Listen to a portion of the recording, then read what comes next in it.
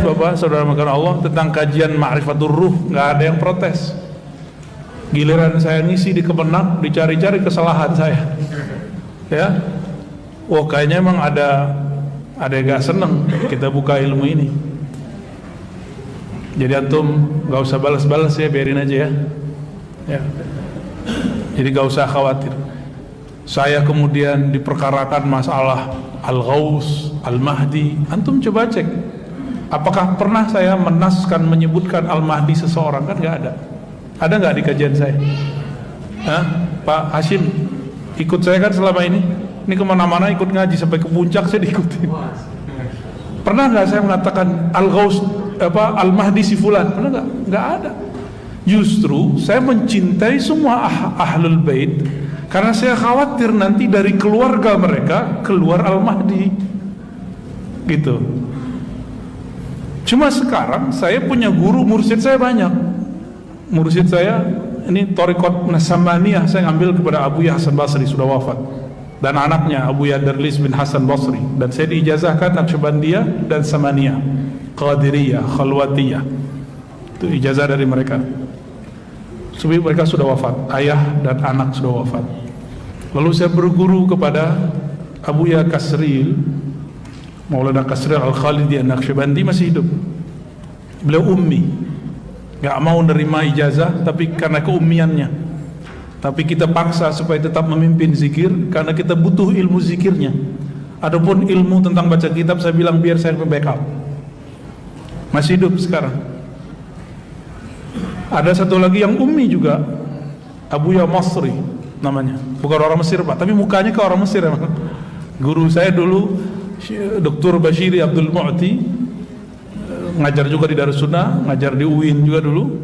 Beliau ahli dirasa Islamiyah lah ya, keilmuan Islamnya lengkap, syair bisa, tafsir bisa, nahwu bisa, usul fikih bisa, apa aja bisa.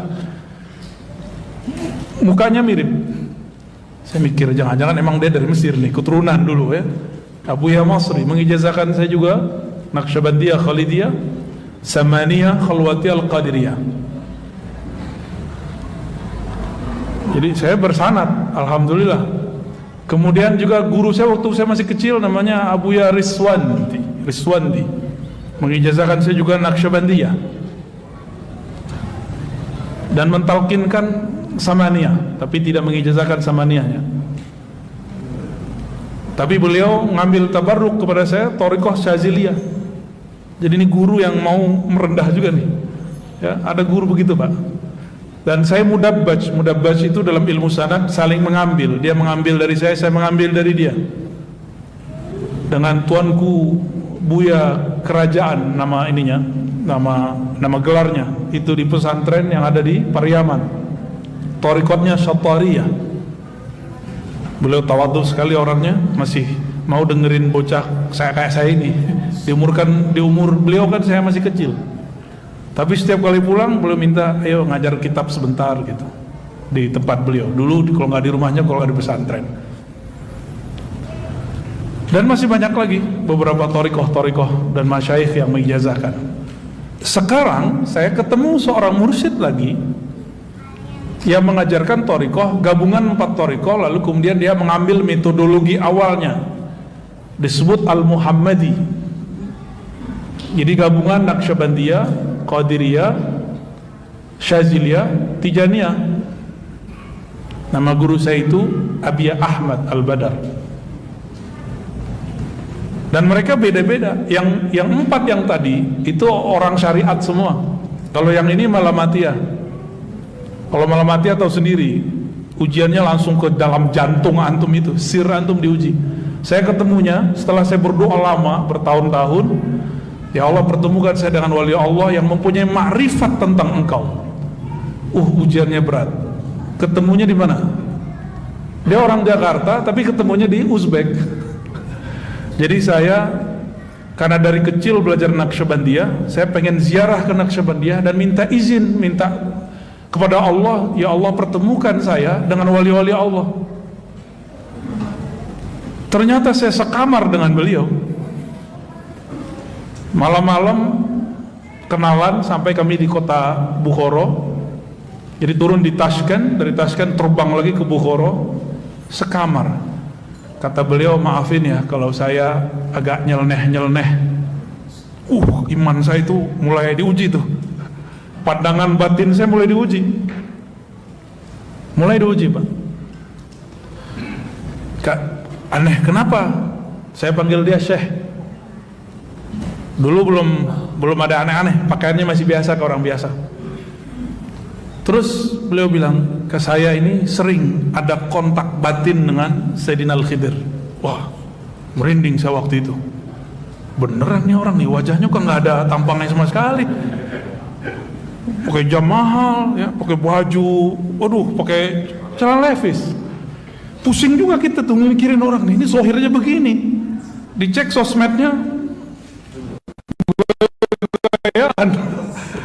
aduh. Terus saya kan karena khawatir tidak mau mengulangi kesalahan yang dulu diberitakan Allah dalam surat Al-Kahf. Itu bukan salah dosa tapi salah adab.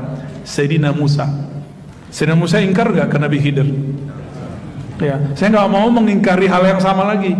Maka saya dalam hati, ya Allah, jika ini benar, tolong kasih saya pertanyaan yang membuat dia tidak tersinggung. Maka saya bertanya, Syekh, kalau saya ketemu Nabi Khidir dalam batin, di rom rohani, itu cara taunya gimana? Itu bahasa halus daripada saya mau nanya gini ke dia, muka kayak kamu ketemu Nabi Khidir, tahu dari mana tuh Nabi Khidir gitu. Mau nanya begitu, tapi batin saya mengatakan tanya baik-baik, siapa tahu dia beneran. Maka saya bertanyalah, Syekh, kalau saya yang ketemu Khidir, Balya bin Mulkan, itu tahu benernya gimana? Langsung dia tunjuk dada saya, kamu kan punya sir dalam dirimu. Merinding saya ditunjuk begitu. Kamu punya sir dalam dirimu. Sirmu itu ada ruh di dalamnya. Ruh kenal dengan ruh, sir kenal dengan sir. Di situ saya mulai berhati-hati dengan orang ini. Gak boleh suzon sama sekali. Suzon lewat kita. Nah itu ceritanya. Maka selama pandemi saya dapat hadiah itu. Hadiah mulazamah, diminta beliau ngajar hikam di tempatnya. Jadi ceritanya saya diminta ngajar hikam di tempatnya. Ar-Razi bisa ngajar hikam nggak? Oh siap, saya ngajar hikam lah di sana. Waduh, saya diuji Pak. Ngajar hikam, orangnya main PS. Hikam kan mengajarkan berbaik sangka, benar nggak? Dia main PS, saya bisa nggak baik sangka sama dia? Selesai saya ngajar hikam, saya duduk bersama beliau, nemenin beliau main PS. Ternyata beliau ini satu napas nggak pernah lupa kepada Allah Subhanahu Wa Taala. Jadi ketika main segala macam, ntar ada sirnya turun, diambil kertas, dia tulis. Saya mau nanya waktu itu, Syekh, ente tahu nama ruh, dalilnya mana? Ada nggak ulama terdahulu yang ngomong nama ruh? Jadi dulu saya termasuk meragukan nama ruh, ya, termasuk yang meragukan nama ruh. Dan itu kepala saya mau pecah Pak, mau ngomongin masalah nama ruh. Karena selama ini saya belajar thariqah, saya asli belajar thariqah dan dapat ijazah kemursidan. Beda dengan orang di luar sana yang anti dengan masalah ini, dia belajar thariqahnya cuma lihat kitab atau cuma baca rotib-rotib aja, nggak pernah suluk 40 hari, nggak pernah suluk sekian hari, nggak pernah ikut suluk tarekat apa. Saya ngikutin dan emang nggak ketemu dalam kitab-kitab yang pernah saya baca. Ternyata saya kurang baca kitab. Ada ternyata. Kata beliau, ente cari, lagi main PS. Ini orang nggak pernah nyantri Pak. Tapi dia bilang saya belajar kitab tasawuf bukan di sini, tapi di alam lain. Nah, kan pusing lagi kita. Selama ini saya tahu nama kitabnya Ghunyah, karya Syekh Abdul Qadir Jilani. Lagi habis main PS dia bilang, tutup. Kamu kalau ragu bab ruh, padahal saya nggak nanya Pak, cuma di hati doang. Kamu kalau ragu masalah ruh, cari kitab Syekh Abdul Qadir Jilani, buka kitab Al-Ghunyah. Kitab apa? Al-Ghunyah. Saya mikir kapan orang ini baca kitab Ghunyah. Kitab itu saya udah punya, cuma nggak tahu waktu pindahan nggak ketemu. Saya beli lagi itu kitab. Bener, sekarang 2 eksemplar saya punya, ketemu lagi itu kitab. Jadi saya beli kitab itu seminggu setelah dari ketemu. Saya waktu itu datang sekali seminggu, udah hampir khatam gak ketemu-ketemu. Tambah shock di hati nih. Wah, kayaknya nih asal tebak-tebakan doang nih. Tapi kemudian masih ada sisa 1/5 lagi belum saya baca. Tutuplah. Kirim dulu Fatihah ke Nabi sallallahu alaihi wasallam. Al-Fatihah li ruhin Nabi sallallahu alaihi wasallam. Lalu saya Fatihain juga beliau yang bilang itu. Kalau ente benar nih pasti ketemu langsung nih. Benar, saya buka ketemu halaman itu langsung. Tapi ketika buka itu, saya udah bolak-balik belum paham juga. Baca balik. Bagian mana ya? Ulang lagi. Yang ketiga baru ketemu. Jadi ketika seseorang jadi murid, ya, ini ada orang jadi murid nih.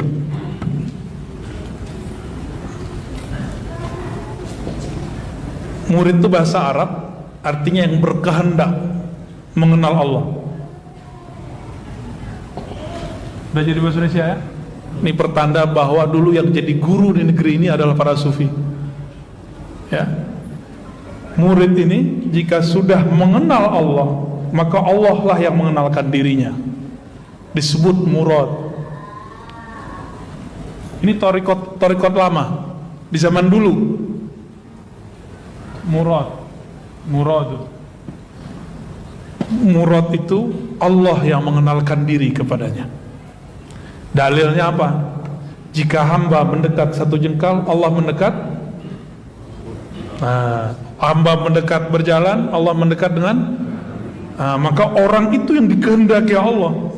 Zahirnya dia yang berkehendak, batinnya Allah lah yang berkehendak. Maka disebut murad. Jika si murid sudah faham bab ini, dia nggak merasa zikirnya lagi yang hebat, dia nggak merasa sholatnya lagi yang dahsyat, tapi dia merasa semua ini anugerah dari Allah. Baru disebut murad. Habislah iradah dia dalam iradah Allah, lenyaplah kudrat dia dalam kudratnya Allah. Ketika itu Syekh Abdul Qadir berkata, Allah akan menamakannya dengan nama-nama yang hanya Allah yang tahu. Hanya Allah yang tahu itu maknanya 2. Benar hanya Allah yang tahu dan para walinya atau nabi-nabi. Karena di Quran kan ada la ya'lamul ghaiba illallah, tidak mengetahui yang gaib kecuali Allah. Kecuali Allah memberitahu, kata Imam Suyuti. Kepada siapa Allah kasih tahu? Nabi dan wali-walinya. Nabi dan wali-walinya. Di situ ada kalimat Allah akan menamakan orang ini dengan nama-nama yang hanya Allah lah yang tahu. Makna keduanya, nama-nama itu banyak, hanya Allah yang tahu berapa banyak nama itu.